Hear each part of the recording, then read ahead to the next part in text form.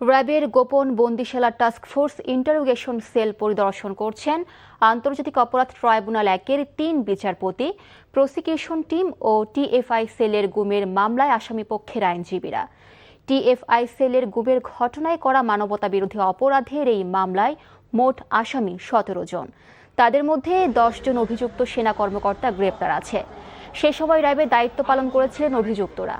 এই মামলার আসামি ক্ষমতাচ্যুত স্বৈরাচার শেখ হাসিনা, তার সাবেক উপদেষ্টা তারিক আহমেদ সিদ্দিক, সাবেক স্বরাষ্ট্রমন্ত্রী আসাদুজ্জামান খান, র্যাবের সাবেক আইজিপি বেনজির আহমেদ, এম খুরশিদ হোসেন ও মোহাম্মদ হারুনুর রশিদ এবং লেফটেন্যান্ট কর্নেল মোহাম্মদ খায়রুল ইসলাম পলাতক আছেন।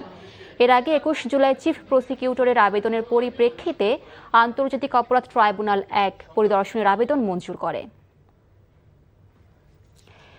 পতিত স্বৈরাচার শেখ হাসিনা আমলের রাজধানীর উত্তরায় র্যাবের গোপন বন্দিশালা পরিদর্শন করছেন আন্তর্জাতিক অপরাধ ট্রাইব্যুনাল ১-এর ৩ বিচারপতি ও প্রসিকিউশন টিম। সেখান থেকে সরাসরি যুক্ত হচ্ছেন স্টাফ করেসপন্ডেন্ট আবির আহমেদ। আবির, গোপন বন্দিশালা পরিদর্শন নিয়ে কি তথ্য আছে আপনার কাছে, আমাদেরকে বিস্তারিত জানাবেন।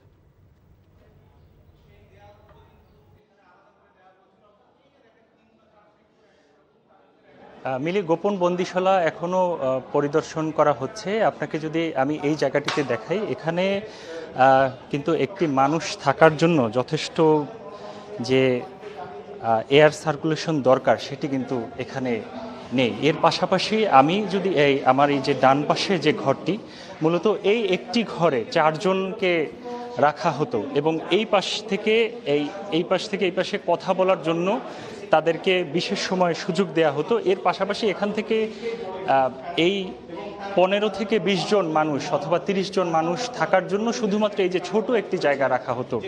অর্থাৎ এখানে আমি এতক্ষণ ধরে ছিলাম, এখানে ৫-১০ মিনিট থাকার মতো আসলে পরিস্থিতি নেই, কিন্তু এখানে বছরের পর বছর রেখে টর্চার করা হতো সেই যাদেরকে এই আয়নাঘরে রাখা হতো এই গোপন বন্দিশালায়।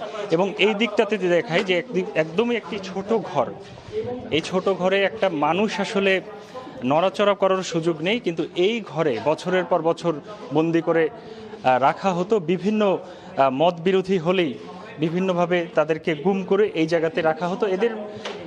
এদের মধ্যে কেউ কেউ এখন পর্যন্ত ফিরে এসেছেন, কেউ কেউ ফিরে আসেননি। আমরা দেখেছি যে যারা গুম হয়ে ফিরে আসেননি তাদের কেউ কেউ স্বজন তারা বলছেন যে তারা এখনও অপেক্ষায় আছেন।